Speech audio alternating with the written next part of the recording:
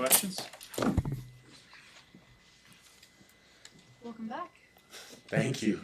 Just what has this off season been like for you?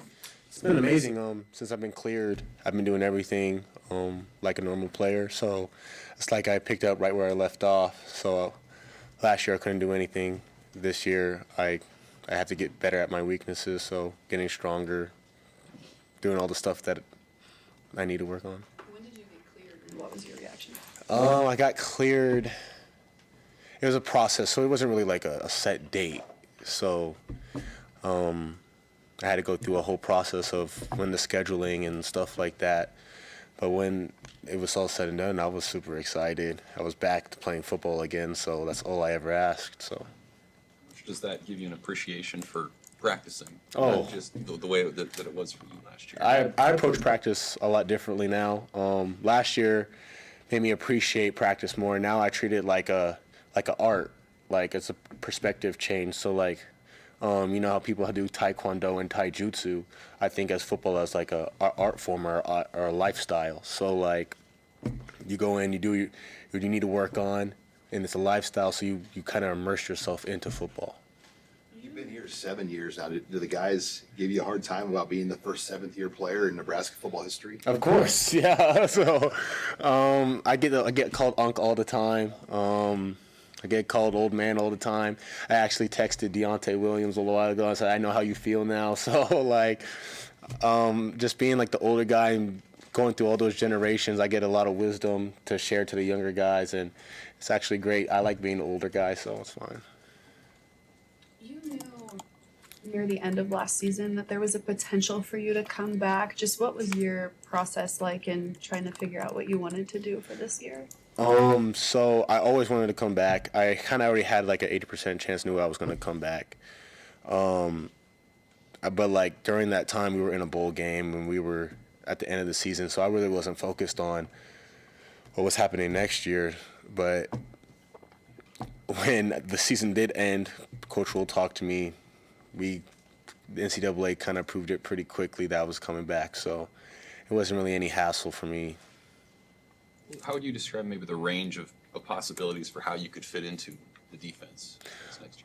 Yeah, I can.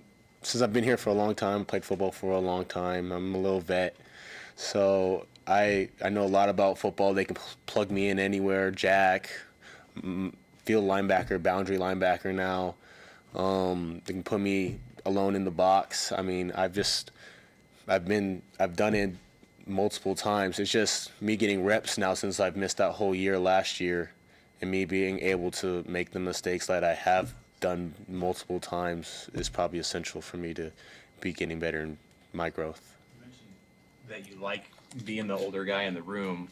When you're 25, though, just like in practice, and there's an 18-year-old next to you, what's that like for you? Is it something you're conscious of in the moment? In the moment, no. No, it's just another person right there that I got to win against or I got to compete with. So everyone's part of the team and everyone is just trying to get better. But I guess when I am in a weight room or I am in a film room, I do look to the side of me and be like, dang, Jacob Bauer is like 20 years old. So like he is a young guy, and I do be like, wow, that's crazy. But then that just kind of verifies my journey that I've walked. The path that I've walked is kind of unique. What's it like to play for Butler, and how is he unique, or somebody that you enjoy being a part of his defense? He's a unique coach. He's very frantic on the football knowledge of the game. He wants you to be immersed in football. He wants you to learn the tendencies, learn the actual game of football. So if you don't, he's very vocal on how you need to be into the game. So that's what the main focus in the spring ball is to become more immersed in football and to become more knowledgeable of the game itself. The 7 years you've been here, though, a lot has changed with football, with the transfer portal, NIL, rev share. When you just kind of reflect back on this time, I mean, how much do you feel that change, see a lot of these changes that you've been able to, when you go back to 2019 to now, I mean, it's a different game. It's a very different game now. Like, transfer portal is open a lot of the time. People are transferring. NIL. I mean, it's just a whole different ball game now, and I'm kind of like the bridge between two worlds, like the older generation and the younger generation. I've been through it all, so like I can relate to the older guys, like the Jay Foremans and stuff like that, and I can relate to the younger guys like Ja'Cory Barney and Vincent Shavers. Do you remember what it was like to be kind of broke as a student athlete when you guys didn't have money? Yeah, I do actually. I remember saving up money. I remember riding my scooter, not trying to spend money on fast food, trying to go to the training table because I was hungry. And then I remember the times like now. I mean, we're all blessed now, so it's a lot easier than it was before. Back to last year for a second. Your coaches and your teammates gave you a lot of grace as you were recovering.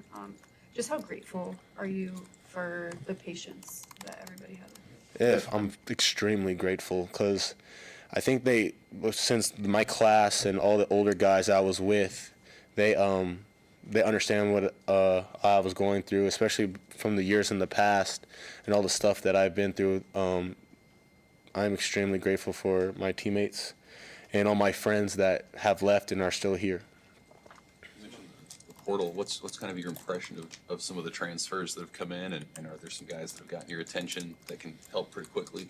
Yeah, they're meshing really well. Like, it's not even a skip beat has happened. Like, Mar Watson, he's doing really well. I mean, that's one name. I've worked with him all the time because he's a linebacker, obviously. So we're getting the chemistry right, but he can play. I can name you even more guys off the top of my head, but yeah, those guys they're playing really well. You weren't the only old head, so to speak, coming back. We just had one walk out of here with Deshaun. Just what's it like having him back in the defensive room? Oh, me and him go way back because I was here when he first got here. So like he's just one of my brothers that's right next to me. We're locker mates. So like we just talk about how things used to be, how things are now, and how fun football is. It's just we're both trying to achieve the same goal, and so having someone like that by your side and someone like that on the defense is definitely very helpful. Last year before you had the blood clot reoccurrence, you seemed pretty set on making the most out of last season. How do you keep the mindset to be positive when you've had that come back multiple times? Yeah, it's more like a confidence thing. So I was blessed to be able to be the blood clot not to be that severe. So just based on that, I knew that my path is a little different than everyone else's. I would obviously like to go to the next level, but even if my road is a little windier than most, I'm going to make it, and I'm going to achieve the goal that I set out to have since I was 6 years old. So if that means risking my life to play the game, I will do that. What's left for you in the classroom? Are you? I assume you've been graduated for May of 23. So what are you working on now? Post-bac. Just fucking post-bac classes, taking classes here and there, just stuff that interests me. So I'm in a psychology class right now, so I enjoy psychology. All good. Thank you, Dave. Yeah. Thank you. Thank you.